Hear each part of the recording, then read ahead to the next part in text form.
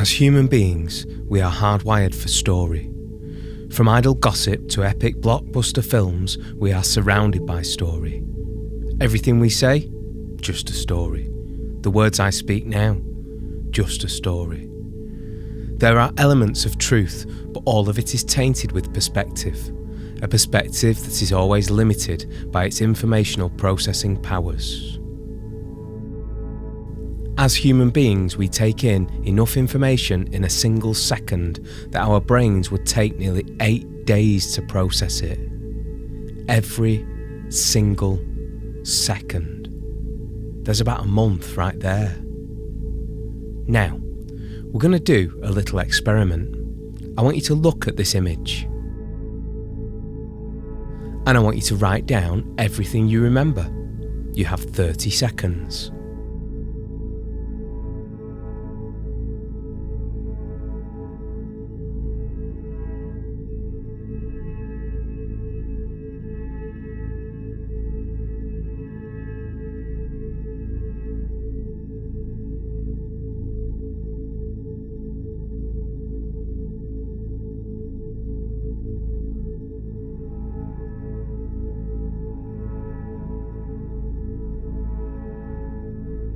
Now, I want you to do the same thing with this image.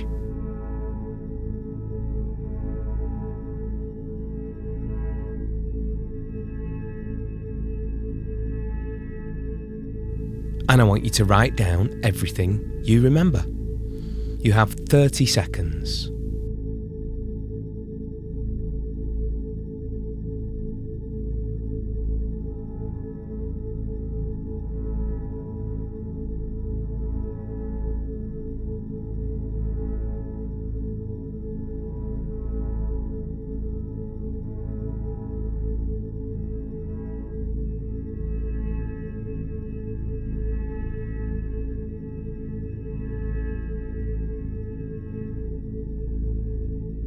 So, how much more detail could you pick out when you had 10 seconds? How much more information could you get from the image? Did the fact you knew you were going to write things down afterwards affect how you looked? This is the equivalent of picking up 1 second of reality and taking the time to examine it in detail. Something that in the real world we never have the opportunity to do, as everything is always changing and moving, creating distraction. But if we train our minds to focus, we can begin to pick up more information, even in the fast-paced modern world we live in today. So, how does this apply to our story mind? Well, we can use this information to remind us to be more present and in the moment. If we only have the capacity to take in so much information, it is imperative that we bring our attention to the very thing we want to focus on. It's no good if we are busy thinking about other things. One way I like to sharpen the focus of my mind is to do a little meditation. So, I'd like you to get yourself comfortable, and we're going to go through our fire breath. Take a deep breath in and hold. Count to 5 and then release in one big sigh. As you release your breath, I want you to picture a fire burning in your belly, a fire that's always there, but sometimes goes unnoticed. Let's do that again. This time though, I want you to move that fire in front of you so you can see it in your mind. Picture the flames rising, hear the cracks as the wood burns, smell the smoke, feel the heat warming your face. If you listen carefully, you might just be able to hear the birds in the trees, the faint trickle of a brook. This is your space, a space you can always go to in just 2 breaths.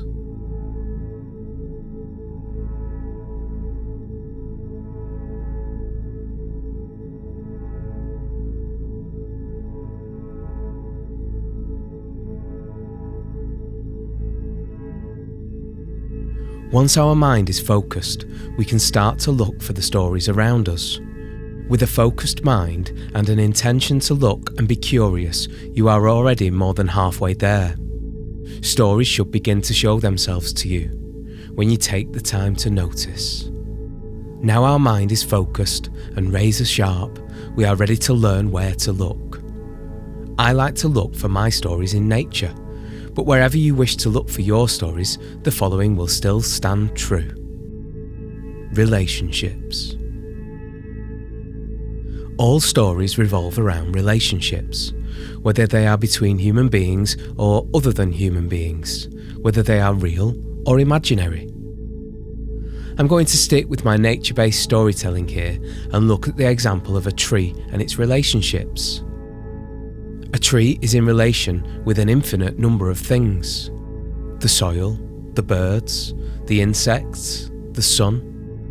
Each one of these relationships is fertile ground for a story.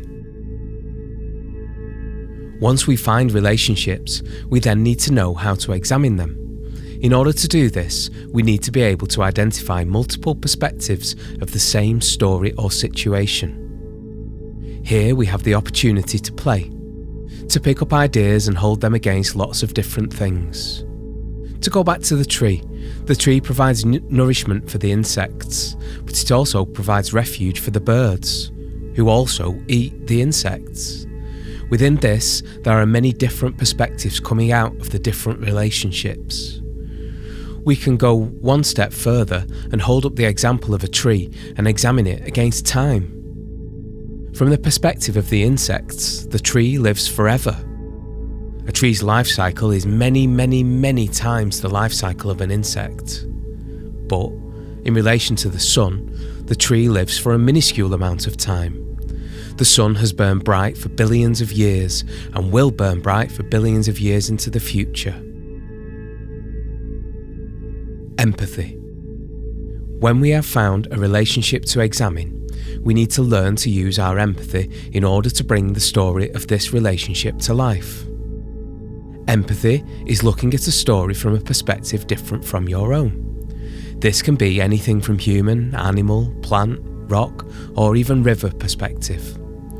The beauty of story is it allows us to view the world from any perspective we choose, and using our empathy, we can tell the stories we find. And, if you will grant me a concession to go on a tangent here, the perspective of a river and its rights are now being recognised by law.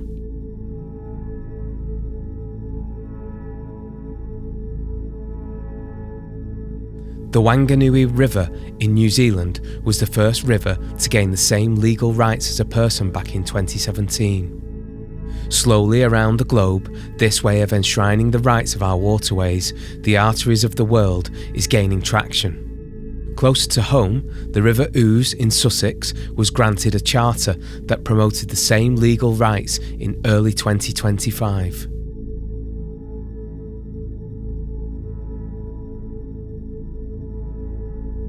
Through collectively lifting our heads from above the parapet of modernity to see the living world around us, we were able to view the perspectives of this living world with empathy and create new stories and narratives that will ripple through our society for hundreds, if not thousands of years to come. So, to take this back to our tree, we began to do this in the previous step. We looked at two contradictory statements, but totally true from their respective perspectives. We looked from the perspective of the insect. Trees live forever.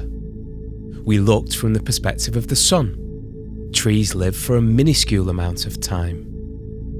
Through empathy, we can even begin to create the story of the insects becoming scared when the birds try to eat them.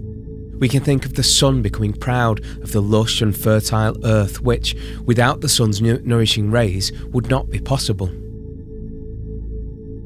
Inference. The final point I want to bring to our attention is inference. Inference is particularly important when finding stories in nature, as nature doesn't speak to us directly. Certain actions in nature can imply certain things to us as human beings. Let's go back to the tree. From the tree's seasonal cycle, we can infer the larger concept of the circle of life and death. The tree doesn't directly tell us this, but we can learn this concept through observing and reading between the lines. So, what is Story Mind? Story Mind is a focused intention that looks for relationships and examines perspectives through empathy and inference. Now, with that in mind, I want you to do a short writing exercise. Write about whatever you want, however you want. There's no right or wrong here. I will play a short 60-second clip. You will then have 5 minutes to write whatever you like using focused intention, relationships, perspectives, empathy, and inference.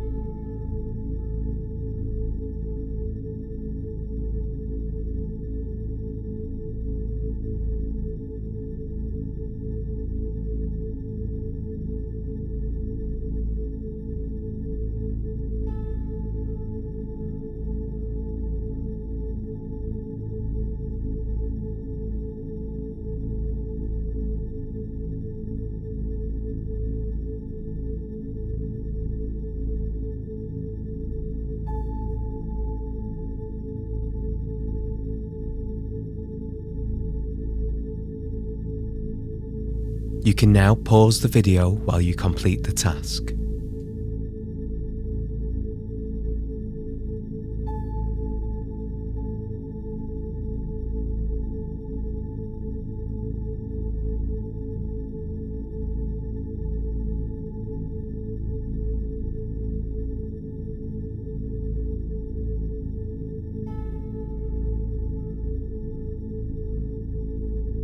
All finished? Well done. There will be an opportunity on our final live session to share these stories and to discuss them. Write story. The last thing I want to discuss in this episode is what Indigenous thinker and writer Tyson Yunkaporta would call right story.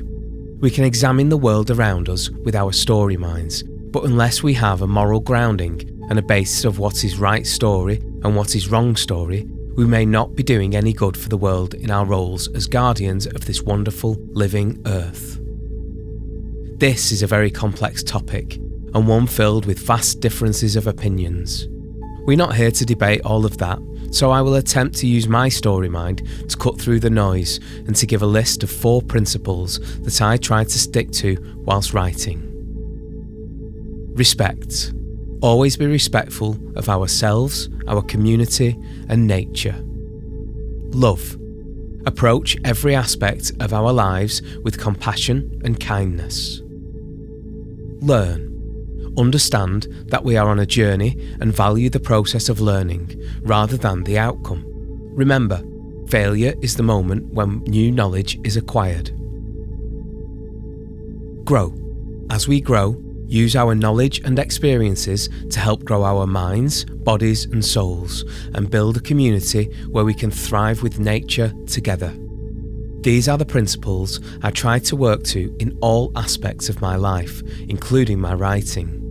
Feel free to use these as a filter for your stories, but don't be scared to adapt them where you feel it is necessary. Or come up with your own.